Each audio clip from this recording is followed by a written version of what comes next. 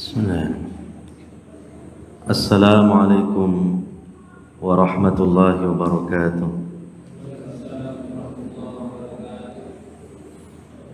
Hamdan katsiran tayyiban mubarakan fih kama yuhibbu rabbuna wa yardah. Ashhadu an la ilaha illallah wahdahu la syarika lah wa ashhadu anna Muhammadan abduhu wa rasuluh sallallahu alaihi wa ala alihi wa sahbihi ajmain wa man tabi'ahum bi ihsanin ila yaumiddin, amma ba'd. Hadirin wal hadirat, para bapak, para ibu, saudara-saudari sekalian yang semoga senantiasa mendapatkan rahmat dan taufik dari Allah Ta'ala. Alhamdulillah, pada kesempatan malam hari ini, tentunya dengan rahmat dan taufik dari Allah Subhanahu wa Ta'ala, kita masih diberi kesempatan dan juga kita bisa hadir di majlis yang insya Allah diberkahi oleh Allah Subhanahu wa Ta'ala ini, yaitu majlis ilmu, majlis zikir yang paling utama, majlis yang mana Nabi SAW menyebutnya sebagai taman di antara taman-taman sorga di muka bumi ini. Untuk itu mari kita berusaha untuk pertama mengikhlaskan niat kita karena Allah Subhanahu wa Ta'ala di dalam menghadiri majlis ilmu ini. Dan yang kedua, mari kita berusaha untuk bersungguh-sungguh memahami, mencermati dan mencerna apa yang bersama-sama akan kita bahas di majlis ilmu ini. Hadirin wal hadirat yang dimuliakan oleh Allah Subhanahu wa Ta'ala,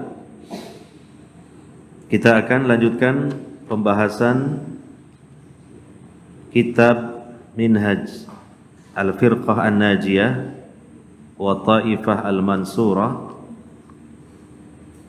Pada pembahasan yang lalu kita membahas tentang Minhaj Al-Firqah An-Najiyah. Kemudian pada poin yang ke-12 disebutkan Al-Firqah An-Najiyah, Firqah Najiyah tad'ul muslimina jami'an ilal jihadi fi sabilillah wa huwa wajibun ala kulli muslimin hasba taqatihi wa istita'atihi. Al-Firqah An-Najiyah menyeru kepada kaum muslimin semuanya untuk berjihad di jalan Allah. Jihad dalam artian secara umum artinya berjuang di jalan Allah. Dan hal itu merupakan sebuah kewajiban atas setiap muslim sesuai dengan kesanggupan dan kemampuannya. Jadi di antara ciri dari Firqah An-Najiyah itu, mereka juga memperhatikan tentang permasalahan yang penting, yang itu merupakan bagian dari ajaran Islam, yaitu al-jihad fi sabilillah. Dan memang Al-Firqah An-Najiyah senantiasa berada pada posisi pertengahan, wasat. Wasatnya mereka juga dalam bab-bab yang merupakan bagian dari ajaran Islam itu sendiri. Dalam masalah akidah mereka pertengahan. Dalam masalah melaksanakan hukum-hukum Allah pertengahan. Dalam masalah akhlak pertengahan. pertengahan di antara kelompok-kelompok yang mereka jatuh dalam jatuh dalam ekstrim yang berlebih-lebihan yang disebut dengan ifrat, dan juga tidak jatuh pada ekstrim yang meremehkan yang disebut dengan golongan yang melakukan tafrid.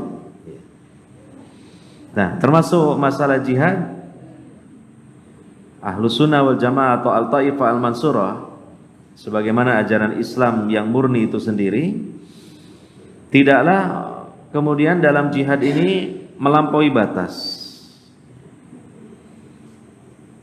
Dalam artian mengumandangkan jihad tetapi tidak memperhatikan rambu-rambu syariatnya. Mengumandangkan jihad dan kemudian tidak memenuhi kaedah-kaedahnya di dalam berjihad. Mengumandangkan jihad tetapi tidak dipenuhi syarat-syaratnya dalam berjihad. Sehingga hal itu kan terjadi di kalangan orang-orang yang menyandarkan diri mereka kepada Islam dengan mengatasnamakan jihad, tetapi di dalamnya terjadi penyimpangan-penyimpangan. Di antaranya salah di dalam mengalamatkan jihad. Ada di antara mereka malah memerangi sesama kaum muslimin, bahkan kaum mukminin dengan mengatasnamakan jihad. Ini salah alamat. Ya, dengan kata lain, salah mengarahkan moncong senjatanya yang seharusnya kepada musuh-musuh Islam dan kaum muslimin dari orang-orang kafir dan orang-orang musyrikin, malah ditujukan kepada sesama kaum muslimin tapi beralasan berdalih dengan jihad. Ini adalah sikap yang berlebih-lebihan, melampaui batas. Ya. Tapi juga di sisi yang lain ada kalangan yang mereka meremehkan jihad dan bahkan menihilkan jihad dari Islam dengan mengatakan tidak ada jihad itu dalam Islam, tidak perlu lagi jihad di dalam Islam. Nah, mungkin mereka diantaranya dari kalangan sufi yang mereka justru anti dengan jihad, bahkan dengan istilah jihad. Bagi mereka yang ada adalah jihad di dalam jiwa yang disebut mujahadatun nafas. Ya, membersihkan jiwa, mensucikan jiwa kata mereka dari kotoran-kotoran, itu sudah jihad. Nah, maka Al-Firqah An-Najiyah sebagaimana ajaran Islam itu sendiri berada pada sikap pertengahan di dalam memandang jihad ini. Di antara mereka yang melampaui batas atau melakukan ifrat di dalam jihad, dan juga di antara mereka yang kebalikannya dari golongan yang pertama tadi, yaitu kalangan yang tafrid, yaitu meremehkan bahkan menihilkan jihad. Nah, maka di sini akan dijelaskan secara ringkas bagaimana sudut pandang Al-Firqah An-Najiyah terhadap jihad itu sendiri. Ya. Yang jelas pertama, Al-Firqah An-Najiyah menyerukan kepada kaum muslimin semuanya untuk berjihad di jalan Allah. Karena inti dari berjihad di jalan Allah itu memperjuangkan agama Allah sesuai dengan kesanggupan, sesuai dengan kemampuan, sesuai dengan potensi masing-masing yang dimiliki oleh kaum muslimin. Dan juga jihad itu beragam, ya, tidak mesti dibatasi secara sempit bahwa jihad itu hanya dengan mengangkat persenjataan saja. Ya, mengangkat persenjataan itu hanya salah satu dari macam-macam jihad. Ya, dan itu pun dalam situasi dan kondisi yang menuntut hal itu. Ya. Adapun jihad secara luas, sebagaimana dijelaskan di sini, wa yakunul jihadu bima yali. Nah, jihad itu ya, ada beberapa macam berikut ini. Awalan, yang pertama, al-jihadu bil lisani wal qalam. berjihad dengan menggunakan lisan dan pena. Nah, jadi jihad dengan lisan dan dengan tulisan. Ya. Ini juga termasuk jihad. Seorang alim yang memiliki ilmu agama Islam, ya, dia menulis yang isinya menjelaskan tentang keindahan Islam dan membela ajaran Islam dari segala tuduhan, maka dengan penanya dia berjihad. Ya, tintanya itu, ya, maka itu disamakan dengan tetesan-tetesan darah dalam jihad berupa peperangan. Ya, demikian seorang yang alim yang dia menyampaikan Islam, menjelaskan Islam, dan juga membantah tuduhan-tuduhan yang dialamatkan kepada Islam dengan lisannya, maka itu juga dia berjihad. Nah, di sini dijelaskan bahwa jihad bil lisan dan wal qalam dengan pena adalah bid'awatil muslimina wa ghairihim ila tamassuki bil islamis sahih wa tauhidil khali minasyirki alladhi intashara fi katsirin minal biladil islamiyah. Ya. Walladhi akhbara anhu ar-rasul sallallahu alaihi wasallam bi annahu sayaqa'u bainal muslimina faqala la taqumu as-sa'atu hatta talhaqa qabailu min ummati bil musyrikina wa hatta ta'buda qabailu min ummati al-awthan.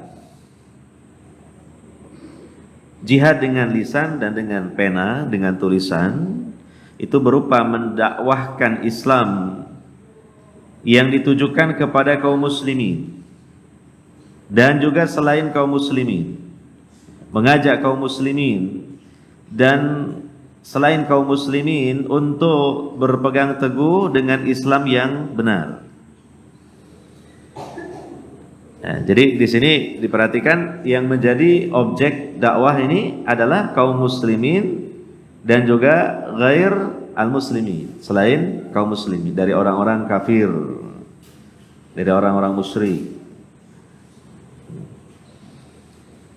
Nah, ini dua kelompok ini, ya, bukan hanya orang-orang yang belum beragama Islam saja, tetapi juga kaum muslimin. Pertanyaannya, kenapa kok kaum muslimin masih diajak juga kepada Islam yang benar? Jawabannya, karena masih banyak kaum muslimin yang tidak memahami Islamnya itu sendiri dengan Islam yang benar. Ya. Islam yang dianut dan dipahami oleh mereka ini, di dalamnya ada syubhat-syubhat, ada perkara-perkara yang bukan dari Islam atau yang disebut dengan perkara-perkara bid'ah, baik dalam ranah akidah, dalam ranah ibadah, maupun dalam ranah muamalah. Ya. Memang mengaku beragama Islam, tetapi hanya tahunya itu, ya, di permukaan saja tentang Islam. Ya, bahkan ketika ditanya mengenai bagaimana tata cara sholat yang benar, yang sesuai dengan tuntunan Nabi Sallallahu Alaihi Wasallam, dan kemudian disuruh untuk mempraktekkan bagaimana tata cara sholat, sebagaimana sifat sholat Nabi Sallallahu Alaihi Wasallam, ternyata di sana sini masih banyak kesalahan dan kekurangan. Belum dalam hal-hal yang lainnya, termasuk dalam masalah akidah. Nah, ini terjadi di barisan kaum muslimin. Makanya tetap mereka diajak kepada Islam yang benar, diberi ilmu berupa Islam yang benar, diajari Islam yang benar.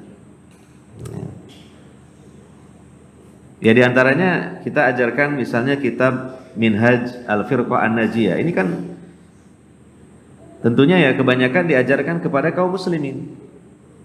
Dan mereka dirasa masih perlu untuk diajari. Karena apa? Itu tadi. Di dalam mereka berislam itu masih ada di sana sini kesalahan dan kekurangan yang perlu diluruskan. Ya.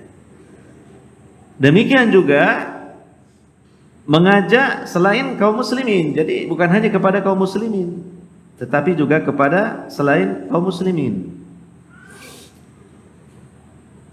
Kepada orang-orang kafir, baik dari kalangan ahlul kitab, Yahudi, Nasrani, ataupun yang lainnya. Ya. Dan tidak perlu terlalu berbasa-basi, jelaskan kebenaran apa adanya. Ya, contohnya berbasa-basi sampai untuk mengatakan kafir saja berat gitu. Jangan menyebut kafir, itu terlalu ekstrim dan menyinggung perasaan. Itu istilah datang dari Allah dan Rasul yang ada di dalam ayat-ayat Al-Quran, dalam hadis-hadis Nabi Sallallahu Alaihi Wasallam. Banyak dalam ayat Quran. Ya, misalnya di surah, bahkan satu surah disebut Al-Kafirun. Nah, nanti kalau tabu untuk mengatakan kafir, mungkin hilang surat Al-Kafirun dalam Al-Quran. Karena itu menyebut istilah apa? Kafir. Bahkan surah tersebut dinamai dengan surah Al-Kafirun. Qul ya ayyuhal kafirun. Kalau kemudian mengikuti ya syubhat tadi, jangan mengatakan kafir. Mungkin ketika mau membaca ayat tersebut juga akhirnya jadi bingung. Qul ya ayyuha, oh, ayyuha apa ya? Diganti saja. Qul ya ayyuha ghairil muslimin gitu. Nah, jadi begitu. Jadi sampaikan saja apa adanya. Itu adalah cap ataupun label yang datang dari Allah Subhanahu wa taala, bahwa orang-orang yang tidak memeluk agama Islam itu mereka adalah kafirun, mereka adalah musyrikun. Dan yang kedua, biarlah mereka orang-orang kafir mungkin memerah telinga mereka ketika mereka disebut kafirun. Itu ada baiknya, supaya mereka itu menyadari bahwa status mereka itu adalah orang-orang kafir, sehingga mereka akan bertanya-tanya dalam diri mereka dan merenung, kenapa ya kami ini disebut oleh orang Islam orang kafir lah. Bisa jadi dari awalnya tersinggung, awalnya mereka merasa terusik hatinya ketika disebut kafirun, dari situlah awal hidayah. Karena keadaan mereka itu buruk, bahkan lebih buruk daripada binatang ternak. Ya, sebab mereka tidak mau beriman kepada Tuhan yang hak, pemilik alam semesta, yang menciptakan semuanya, termasuk mereka diciptakan oleh Allah Subhanahu wa taala. Ya. Jadi sampaikan saja apa adanya kebenaran Islam yang datang dari Al-Quran dan Sunnah Nabi Sallallahu Alaihi Wasallam.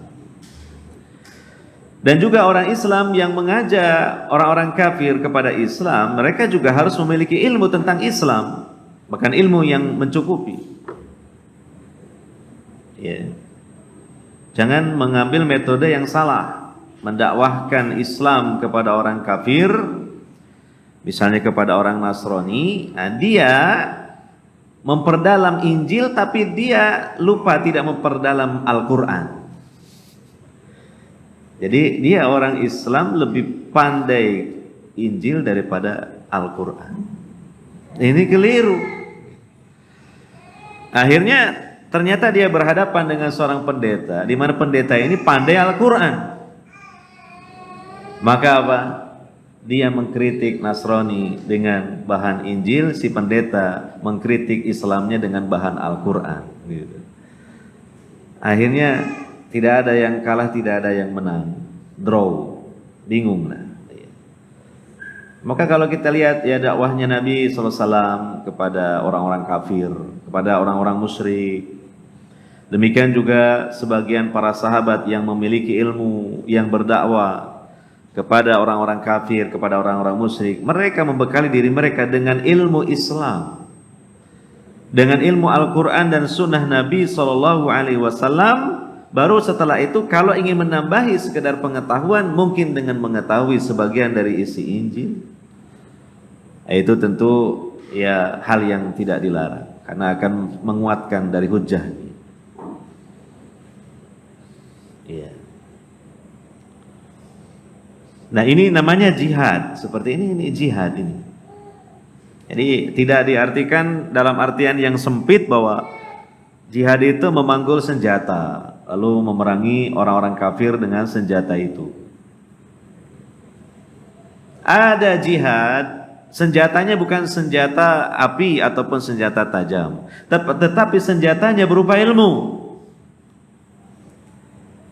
Kalau dengan senjata api yang dibunuh manusianya, tetapi kalau senjata ilmu yang dibunuh akidah yang menyimpangnya, yang dibunuh ajaran sesatnya, supaya mati lalu berpindah kepada ajaran yang benar. Sehingga yang tadinya hatinya mati menjadi hatinya hidup, dan orangnya juga tetap hidup karena tidak dibunuh jasadnya. Makanya jihad dengan ilmu ini didahulukan daripada jihad dengan persenjataan. Karena kalau jihad dengan persenjataan itu memberantas manusianya, membunuh manusia. Tetapi kalau dengan ilmu, yang dibunuh bukan manusia, yang dibunuh ajaran menyimpangnya, yang dibunuh kesesatannya, yang dibunuh kekufurannya, yang dibunuh kesyirikannya. Maka ini didahulukan. Lihat bagaimana jihadnya Nabi SAW dan para sahabat. Tidak langsung menyerang orang-orang kafir, tetapi apa? Diutus dulu utusan, seorang sahabat yang berilmu menjelaskan tentang Islam. Kalau tidak menerima, bisa jadi kemudian diwajibkan membayar jizyah, upeti, dan tunduk kepada pemerintahan kaum muslimin. Dan kalau tidak mau juga baru diperangi. Atau bisa jadi langsung diperangi ketika tidak menerima Islam. Tetapi artinya tidak serta-merta langsung diperangi. Tidak serta-merta dilancarkan jihad dengan mengangkat senjata. Tapi didahului dengan jihad dengan ilmu. Dijelaskan Islam, dijelaskan kebenaran Islam. Makanya nomor satu di sini, jihad itu bukan dengan mengangkat senjata, tetapi apa? Al jihadu bil lisan wal qalam. Ya. Jihad dengan lisan dan dengan pena, dengan tulisan. Nah, kita hidup di zaman sekarang ini dalam situasi kondisi seperti ini, termasuk di negara kita, yang paling memungkinkan untuk melancarkan jihad adalah jihad yang pertama ini. Bahkan ini jihad, ya jihad yang pertama dalam situasi dan kondisi apapun juga tetap ini diperlakukan, dijalankan. Ya, jadi jangan kemudian, wah saya ingin meraih keutamaan jihad, saya ingin menjadi seorang mujahid, tapi sekarang ini belum ada medan tempurnya dan situasinya. Nah, maka apa? Kalau kita kembali kepada ilmu, jihad itu tidak sesempit itu. Ada medan-medan tempur yang lain yang juga itu adalah medan tempur jihad, tetapi bukan dengan mengangkat persenjataan, tapi dengan dakwah, baik kepada kaum muslimin ataupun kepada orang-orang kafir, supaya mereka berpegang teguh dengan Islam yang benar, supaya mereka memeluk Islam yang benar. Dan juga mengajak kaum muslimin serta selain kaum muslimin untuk bertauhid yang murni, yang bersih dari kesyirikan, yang mana kesyirikan ini masih tersebar di kebanyakan negeri-negeri Islam.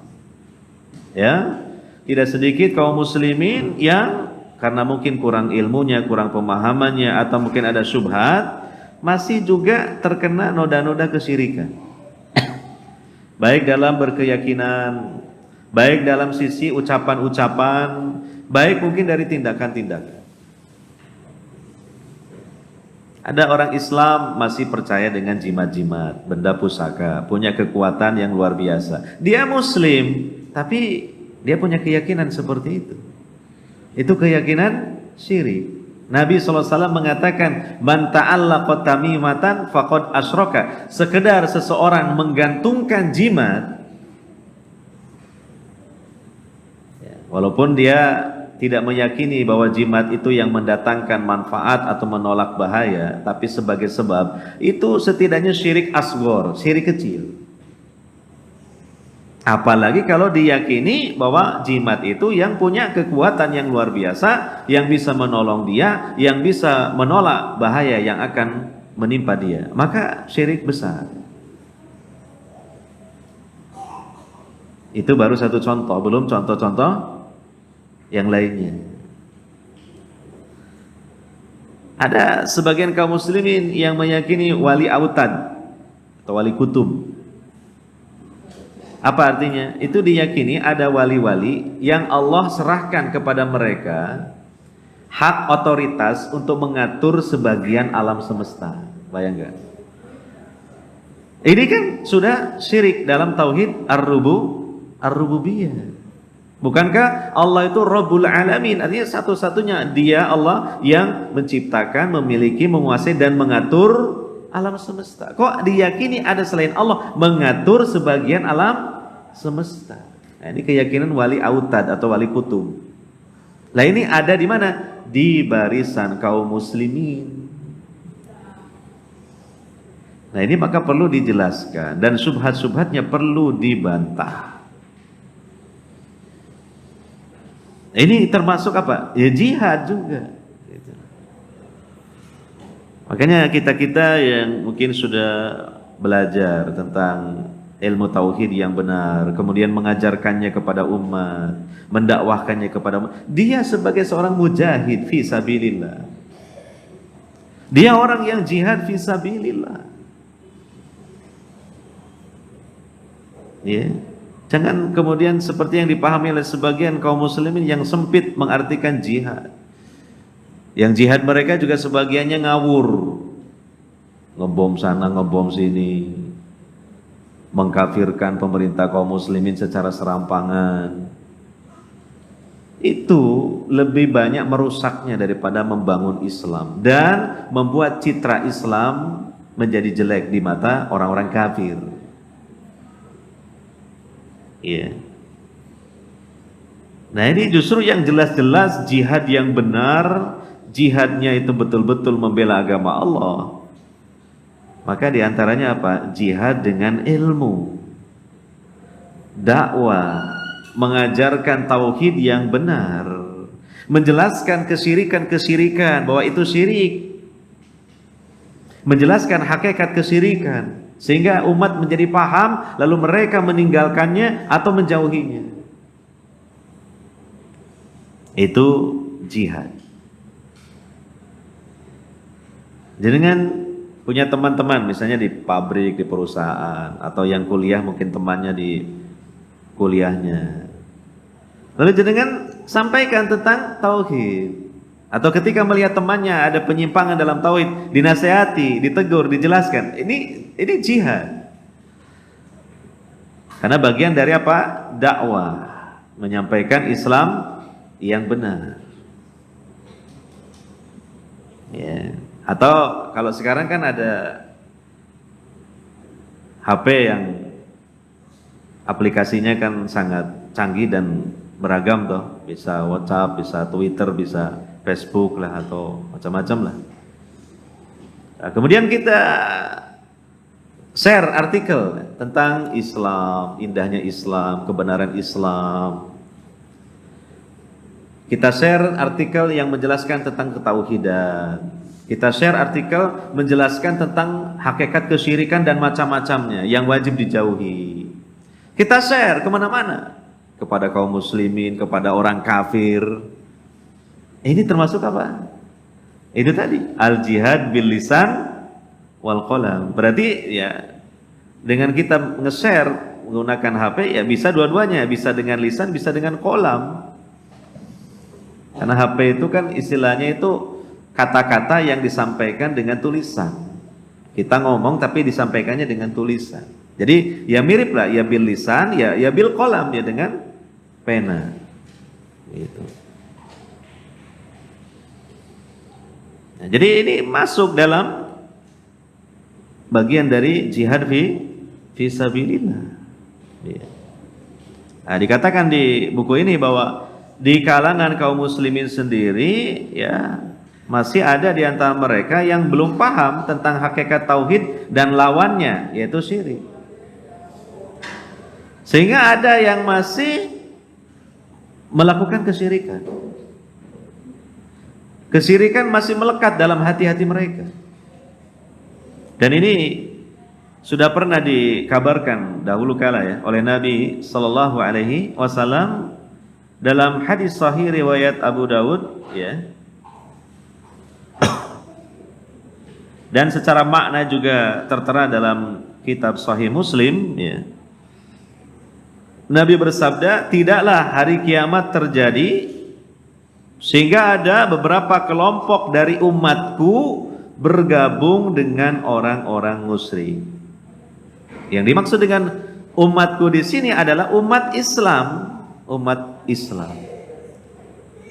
Ummatul ijabah. Ya, mereka terpengaruh dan bergabung bersama orang-orang yang musyrik. Sampai beberapa kelompok dari kalangan mereka itu, mereka menyembah al-awthan. Jadi beberapa kelompok dari umatku, dari kaum muslimin, itu mereka menyembah al-awthan, yaitu berhala-berhala. Atau makhluk-makhluk Allah yang dipertuhan. Nah, kalau kita bahas di kitab Tauhid yang dijelaskan oleh para ulama, awthan ini jamak dari wasan. Wasan itu lebih luas daripada sonam atau asnam. Kalau sonam atau asnam itu adalah berhala-berhala, sebagaimana orang-orang jahiliyah mereka menyembah berhala. Ada yang terbuat dari batu, ada yang terbuat dari pohon, dari kayu. Nah, itu namanya sonam. Tapi kalau wasan, bentuk jamaknya awsan, lebih luas lagi. Mungkin ada manusia yang disembah, maka manusianya itu jadi wasan. Ada roh nabi yang disembah, maka itu disebut wasan. Ada roh wali yang dianggap wali disembah, yaitu juga wasan. Ada kuburan yang disembah, itu juga wasan. Jadi lebih luas lagi. Maka ini sudah diisyaratkan oleh Nabi sallallahu alaihi wasallam jauh-jauh hari, ada di kalangan kaum muslimin. Makanya tetap dirasa penting dakwah tauhid ini disampaikan kepada orang-orang yang telah beragama Islam sekalipun, supaya mereka bisa memurnikan tauhid mereka, supaya mereka lebih bisa membersihkan hati mereka dari noda-noda kesyirikan. Ini yang pertama ya. Jadi makna jihad itu luas. Dan semoga kita semua ya jangan sampai tidak ada dalam kegiatan kita jihad fisabilillah. Apalagi sudah kita ketahui bahwa jihad ini luas. Ya. Kemudian yang kedua, al-jihadu bil mal, jihad dengan harta. Nah, jadi bisa berjihad dengan harta ya, terutama mereka orang-orang yang Allah beri kelebihan berupa harta. Hartanya banyak. Kalangan agnia. Ya. Itu lebih-lebih lagi ya. Artinya bukan berarti kalau tidak agniya lantas tidak bisa jihad dengan harta. Ya tidak, ya bisa juga. Tetapi kalau agniya kan lebih, bagi mereka lebih leluasa lagi untuk berjihad dalam jenis yang kedua ini. Wa yakunu bil infaqi ala nasril Islam wa tab'il kutub ad-da'iyati ilaihi ala al-wajhi sahih. Wa yakunu bi tawzi'il mali 'alal mu'allafati qulubuhum min du'afa'il muslimina litathbitihim wa yakunu bi tasni'i wa syira'il asliha wal ma'adat lil mujahidina wa ma yulzimuhum min ta'amin wa kisa'in wa ghairi dzalik. Jihad dengan harta ya berupa apa? Ya berupa infak, menginfakkan sebagian hartanya untuk tersebarnya Islam. Karena untuk dakwah, untuk perjuangan Islam ini juga membutuhkan biaya, membutuhkan dana. Ya, mendirikan ma'had-ma'had Islam, pondok-pondok pesantren Islam tidak mungkin tanpa biaya, membutuhkan biaya. Membutuhkan biaya untuk membebaskan tanah misalnya, lalu membutuhkan biaya untuk membangun bangunan fisiknya, ya. Dan juga kadang dibutuhkan juga biaya-biaya operasional di dalam menjalankan pondok pesantren tersebut, ya. Dan juga mencetak kitab-kitab ya yang mengajak kepada Islam yang benar, maksudnya Islam yang benar, Islam yang murni. Ya, memperbanyak tulisan-tulisan para ulama Ahlus Sunnah wal Jamaah. Ya, mencetak buku-buku diperbanyak. Atau kalau diizinkan difotokopi misalnya, diizinkan ya difotokopi, diperbanyak. Lalu disebarkan. Demikian juga dengan membagi-bagikan harta untuk orang-orang yang perlu ditaklif hati mereka. Dari kalangan kaum muslimin yang dhaif, yang mungkin ekonominya lemah, ditambah lagi iman mereka lemah, perlu diberi support berupa harta. Supaya teguh mereka di dalam Islam. Khawatirnya itu nanti menjadi mangsa yang empuk bagi para penginjil misalnya, atau para pendakwah yang mendakwakan selain Islam untuk dimurtadkan kaum muslimin ya dengan diiming-imingi harta. Karena kebanyakan kaum muslimin kalau murtad itu karena urusan perut, dorongannya perut. Tapi kalau orang selain Islam masuk Islam rata-rata bukan dorongan perut, dorongan hati, ya, menunjukkan Islam agama yang benar. Ya, kalau ada orang Islam keluar dari Islam biasanya karena urusan perut gitu. Ya, perutnya kosong, imannya lemah. Nah, akhirnya tergiur dengan iming-iming dari orang-orang kafir, kemudian murtad menjadi orang-orang kafir. Nah, maka di sini cukup berperan orang-orang yang memiliki harta yang cukup banyak dalam rangka meneguhkan kaum muslimin supaya tetap berada di atas agama Islam, ya. Dan mereka tidak terpancing tergiur oleh iming-iming berupa harta dari mereka orang-orang kafir. Bisa juga ketika dalam situasi tertentu kaum muslimin melakukan peperangan secara persenjataan melawan musuh-musuh kaum muslimin dan membutuhkan biaya. Maka harta ini bisa diinfakkan ke sektor tersebut, misalnya untuk membeli senjata atau membuat persenjataan, ya. Bisa juga sebagai perbekalan atau bahan-bahan logistik untuk menunjang para mujahidin, ya, yang mereka membutuhkan makanan, mereka membutuhkan pakaian dan sebagainya. Nah, ini juga sama dengan jihad, ya. Bahkan disebutkan oleh Nabi SAW dalam beberapa hadis, ketika seseorang misalnya dia tidak berangkat berjihad di jalan Allah, kemudian dia menjaga keluarga dari mujahidin yang ditinggalkan dan memberikan nafkah maka dia sama dengan orang yang berjihad di jalan Allah. Dan dia memiliki pahala yang sama dengan orang-orang yang berangkat jihad di jalan Allah. Nah, ini macam yang kedua dari jihad, itu jihad dengan harta. Jadi kalau misalnya ada seseorang ilmunya minim, ilmunya sedikit, ya, dia ingin berjihad tetapi kemampuannya sangat terbatas kalau berjihad dengan ilmunya, maka apa? Ketika dia melihat bahwa dirinya adalah orang yang kaya, memiliki harta yang banyak, maka harta itu bisa menjadi bahan untuk dia jadikan ya sebagai usaha jihad di jalan Allah. Sementara kita pending dulu untuk dikumandangkan adzan Isya, dan nanti insya Allah kita lanjutkan lagi.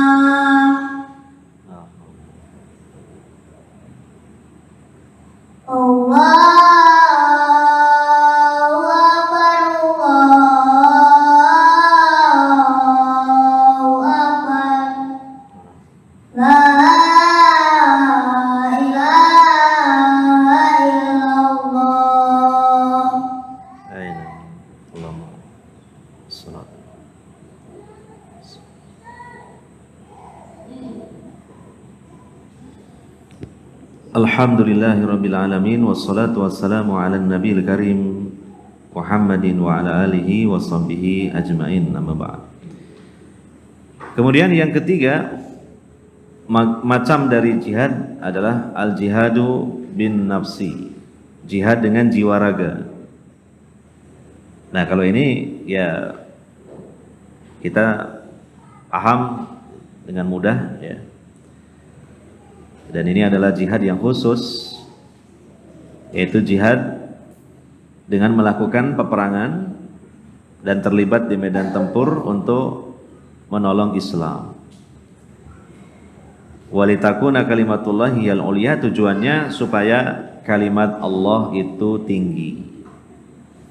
Wa kalimatul ladzina kafaru hiyal sufla, dan supaya kalimat orang-orang kafir menjadi rendah. Ini tujuannya jihad fi sabilillah, diantaranya dengan melakukan peperangan atau mengangkat senjata dalam situasi kondisi yang memang menuntut hal itu. Ya. Dan ini juga ada dawabit atau syarat-syarat yang harus dipenuhi ya, tidak serampangan. Di antaranya sudah ada kesatuan kalimah kaum muslimin ya. Kalau itu sifatnya jihad yang sifatnya jihad untuk ofensif atau menyerang. Dan juga berdasarkan perintah dari ulil amri dari kalangan kaum muslimin. Jadi bukan kemudian mengangkat senjata dan berangkat sendiri-sendiri atau kelompok per kelompok, tidak. Jadi ada dawabitnya juga. Iya. Kemudian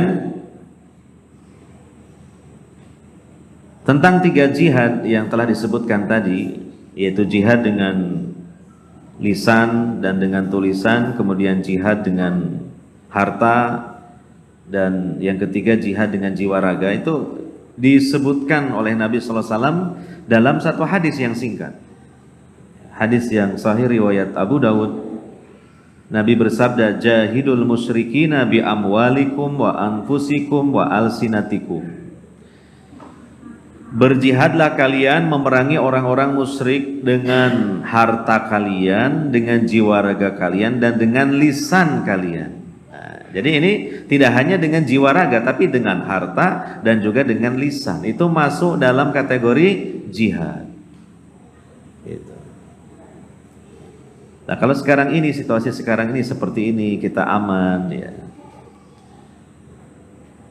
maka yang memungkinkan adalah jihad dengan lisan, dengan tulisan, dan dengan harta itu. Yang intinya membela agama Allah, yang intinya untuk menyebarkan agama Allah ini. Gitu. Maka hendaknya kita turut andil dan berpartisipasi, jangan berpangku tangan. Karena apa? Tadi sudah dikatakan wajibun ala kulli muslim bihasbi taqatihi wastita'atihi, wajib bagi setiap muslim sesuai dengan kemampuannya ya. Gitu. Jadi kita libatkan diri kita karena wajib, dan supaya kita meraih keagungan dan keutamaan dari apa? Dari jihad fi sabilillah. Ya kan?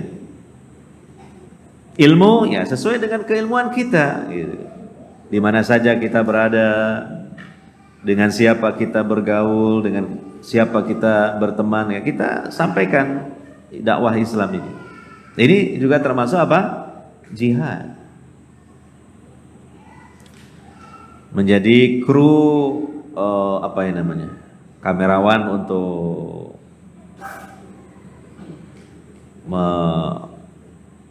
memposting apa? Ceramah-ceramah ya, yang kemudian disalurkan melalui channel-channel YouTube atau yang lainnya ya. Ya ini bagian dari jihad fisabilillah juga. Sesuai dengan perkembangan zaman dan kemajuan zaman ini. Ya, ini namanya jihad dengan lisan dan dengan tulisan gitu. Melalui media-media ini. Jadi sesuailah dengan kemampuan kita, sesuai dengan potensi kita. Para ibu dan akhwat juga jangan tinggal diam, jangan mau kalah dengan para lelaki dalam hal meraih kebaikan. Ya, terutama kepada sesama wanita. Ya. Sampaikan kebenaran Islam, sampaikan dakwah tauhid melalui lisan maupun tulisan. Ya. Nah, banyak teman-temannya yang belum paham tentang Islam yang benar, tentang tauhid, ya ajak untuk mengaji. Sampaikan ilmu kepada mereka, pengaruhi mereka dalam kebaikan gitu. Apalagi ada sebagian akhwat kan punya bakat, dia itu supel, banyak temannya gitu. Teman sekolahnya dulu, temannya kuliahnya dulu masih ada dan banyak gitu kan. Nah, ini kesempatan. Ya, ini justru hadiah terindah bagi mereka berupa ilmu yang benar supaya mereka selamat dan bahagia dunia akhirat. Melebihi dari pemberian apapun. Gitu. Ya, potensi dia, kemampuan dia yang supel, yang mudah mengajak orang, mudah mempengaruhi orang. Nah, dijadikan sebagai modal untuk berdakwah, untuk menyampaikan Islam, menyampaikan tauhid, mengajak kepada sunnah gitu. Jadi para ibu dan akhwat jangan tinggal diam gitu. Sama, mereka juga punya medan yang luas dalam berdakwah. Apalagi sekarang ada media-media yang canggih melalui HP, melalui internet. Nah, ini bisa digunakan sebagai sarana untuk itu. Hitungannya detik loh sekarang menyampaikan ilmu itu kepada semua orang, bahkan seluruh dunia melalui ya internet. Nah, itu termasuk jihad fi sabilillah. Ya. Kemudian di sini dibahas hukmul jihad fi sabilillah ala anwa.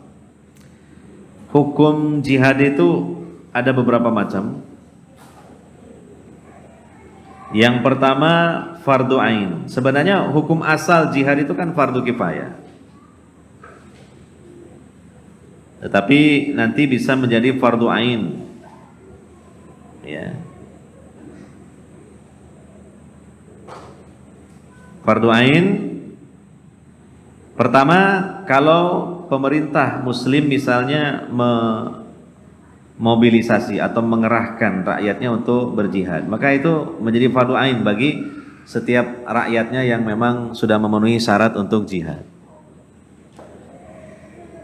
Yang kedua, kalau diserang musuh kaum muslimin, maka mau tidak mau harus membela diri, membela agama, membela jiwa raga.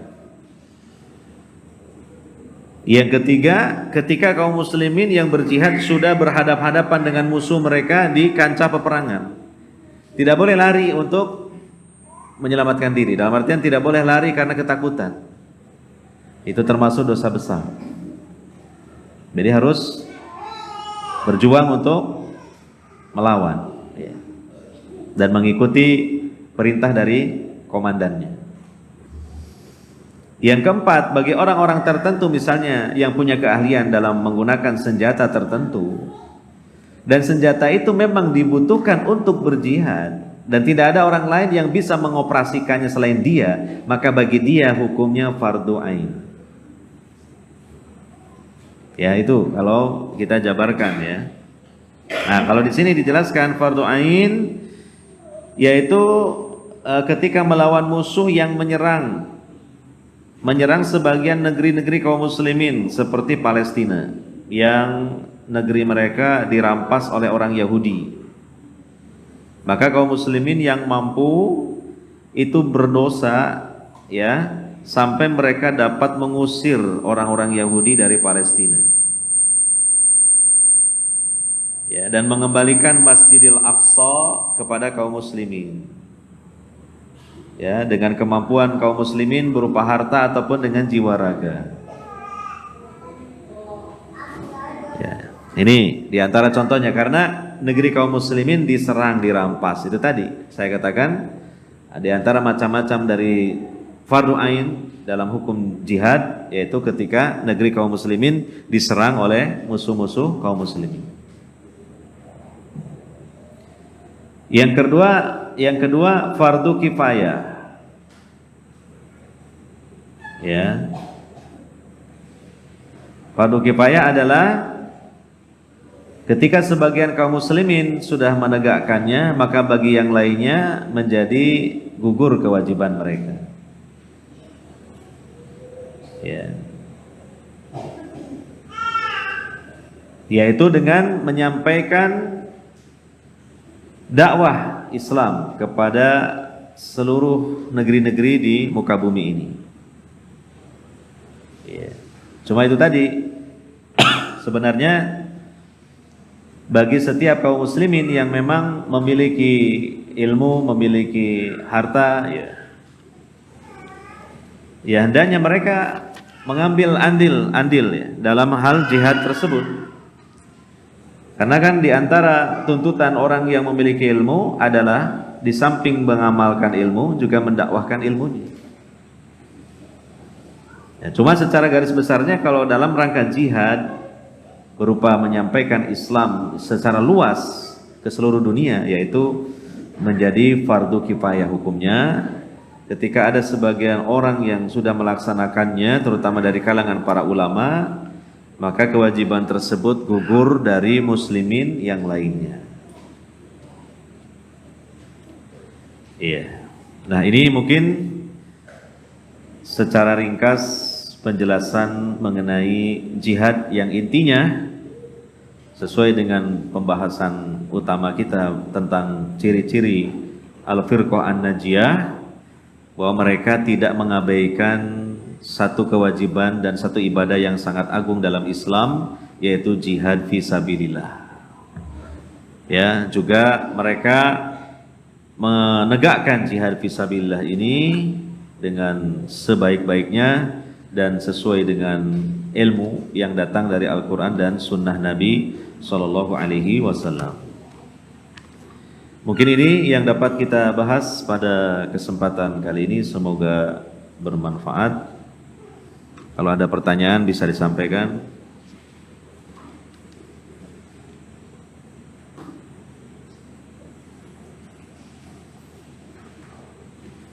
Kalau tidak ada, kita tutup dengan doa kafaratul majlis. Subhanakallahumma wa bihamdika asyhadu alla ilaha illa anta astaghfiruka wa atubu ilaik. Wa sallallahu ala nabiyyina Muhammadin wa ala alihi wa sahbihi ajmain. Wassalamualaikum warahmatullahi wabarakatuh.